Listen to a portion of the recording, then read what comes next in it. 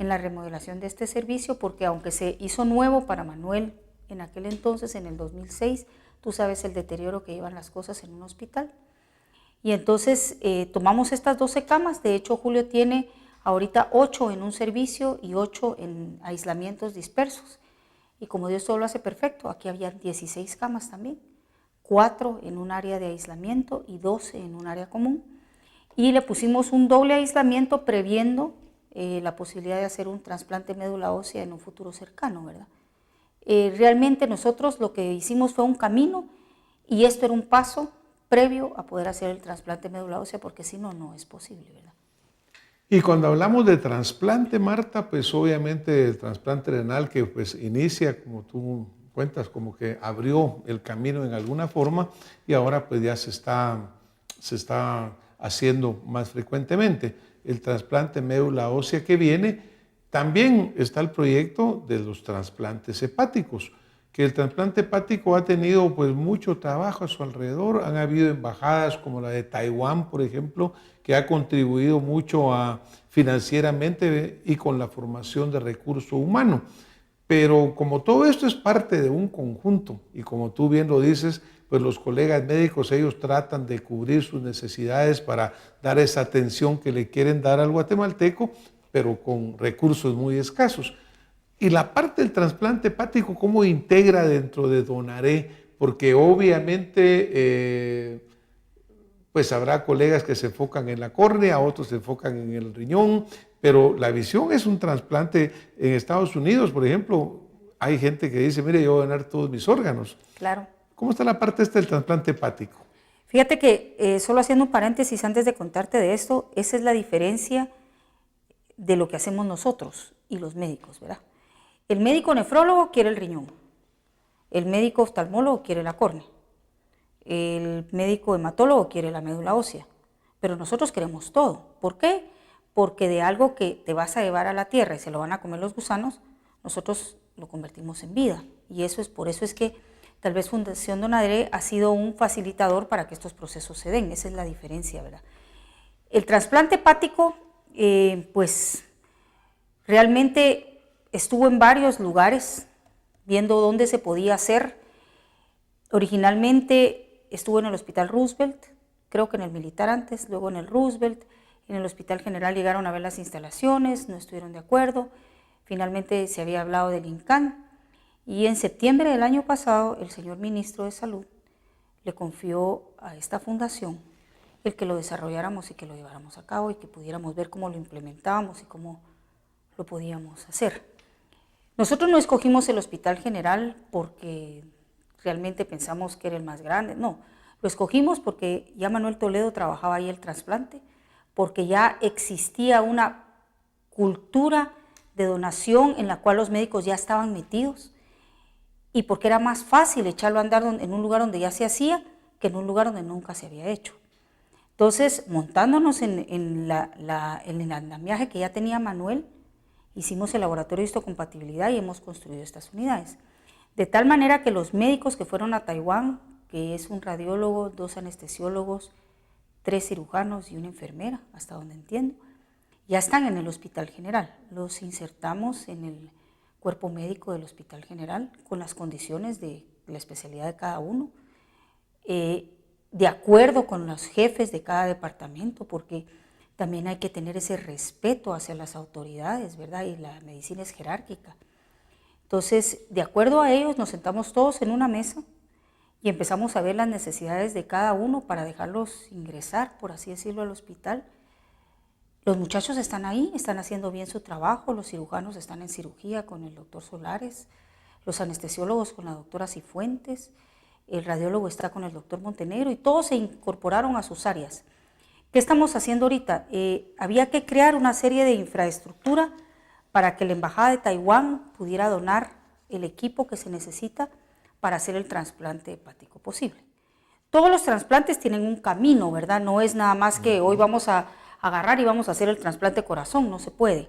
Aunque tengamos el corazón ahí, no es posible, porque hay que tener el paciente ideal, hay que crear las condiciones no solo de la operación, sino del postoperatorio, que es mucho más importante y en el trasplante hepático es tal vez lo más importante. Entonces, estamos ahorita en una fase en donde se han ido creando las condiciones, se están creando las estadísticas. El doctor Argueta, que es gastroenterólogo en el hospital, él ya tenía algunas estadísticas creadas, se creó una consulta externa donde ya se están viendo pacientes con problemas hepáticos, candidatos a trasplante. Se incorporó al doctor Christian Farrington al área de pediatría para ver los pacientes que pueden ser candidatos. Él es gastroenterólogo pediatra y tiene experiencia en trasplante, él estuvo en Galveston. Y entonces él también se incorporó al hospital para hacer este equipo de médicos que nos van a ayudar a hacer el trasplante hepático. Sí lo vamos a hacer, sí estamos caminando hacia ahí. No te podría decir en el programa en qué punto exacto estamos, pero sí te puedo decir que hemos avanzado. Tenemos de septiembre a marzo, son más o menos 4 meses, diría yo, y hemos tenido reuniones cada 15 días en esta mesa inmensa de personas, pero son todos los involucrados y realmente estamos aterrizando. Ya tenemos un presupuesto, ya tenemos una remodelación del área quirúrgica, ya tenemos un listado del equipo que viene y los médicos ya están trabajando. Yo te diría que en el corto plazo es muy factible ver un trasplante de hígado. No hemos hecho mucha bulla, ¿por qué? Para que no se caiga el proyecto, ¿verdad? Y para que no se cree una expectativa que necesariamente no se realiza tan pronto, ¿verdad? Sí, lo que pasa es que todo el mundo dice, digamos, yo leí ayer en el periódico que hay un niño que están pidiendo ayuda porque necesita un trasplante de hígado. Y dije, qué lástima que no estamos listos para hacerlo acá, porque una de las cosas que la Fundación también apoya es que sean pacientes que tengan alta probabilidad de salir adelante. El trasplante renal tiene un rechazo desde el año 95 de un 5%, es nada, ¿verdad? Ellos en los últimos 5 años creo que tienen dos infecciones. Entonces ese es un programa exitoso que brinda vida, pero no podemos tener un programa que de entrada el paciente se muera, sería fatal. Creo que es muy importante lo que Marta nos está comentando acá. Por ejemplo, en el trasplante renal hay este éxito que se ha tenido, pues es excelente saberlo. Y también hay que ver los aspectos puramente económicos en un sistema de salud que sabemos que es muy débil. Pero, por ejemplo, un paciente trasplantado puede solucionar el problema de un paciente que si no tiene que estar en diálisis permanentemente, lo cual es mucho más caro y con muchas mayores complicaciones. Por eso en todos los pacientes que sea factible hacer el trasplante, pues es mejor que mantenerlo por vida en diálisis renal, ¿verdad? Así que esos son algunos de los aspectos importantes. Marta, por ejemplo, dentro de los múltiples frentes que tienen que verse en este aspecto, ya vimos el aspecto médico, el aspecto infraestructura, pero hay una parte muy importante que es el aspecto legal, la parte de que existe o no ya una ley de trasplante de órganos que esté aprobada en el Congreso o bien en qué punto está, porque necesita tener un sustento legal adecuado. Fíjate, Francis, que hay una ley que está vigente, que es la ley 9196, pero no es una ley actual. Esa ley tiene actores dentro, que se mencionan ahí que ya no existen. Dentro de ellos el Instituto de Medicina Forense, que ahora es el INASIF, pero antes era otra cosa.